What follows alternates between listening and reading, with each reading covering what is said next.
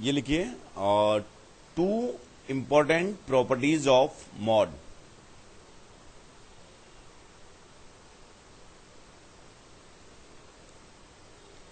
Two important properties of mod.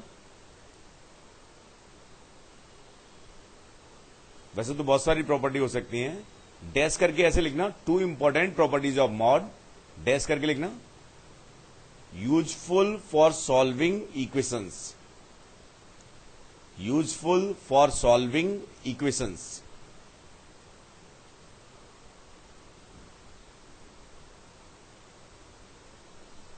ध्यान से देखिए,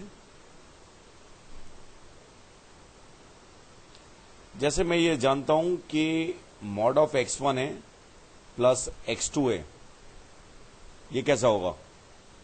mod of x1 plus mod of x2, इन दोनों एक्सप्रेशंस को अगर मैं ऑब्जर्व करूं, mod of x1 plus x2 and mod of x1 plus mod of x2, इन दोनों एक्सप्रेशंस को अगर मैं ऑब्जर्व करूं, तो आप ये बताइए कि इनमें कौन ज्यादा होगा? ये कैसा होगा? Greater than equal to mod of x1 plus x2।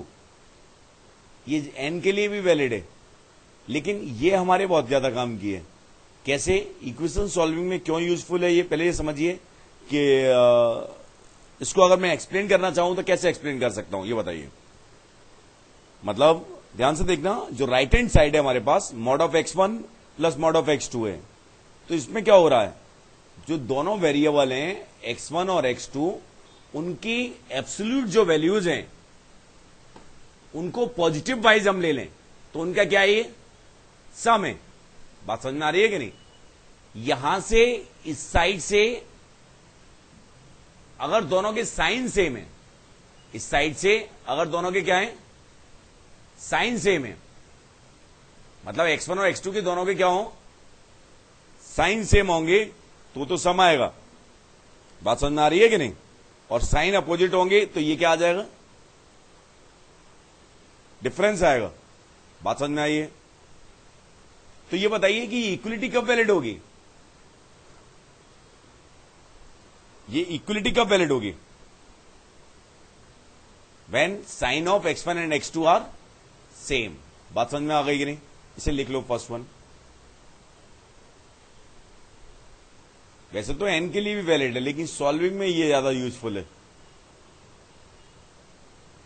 Equality is valid when sign of x1 and x2 is same, are same.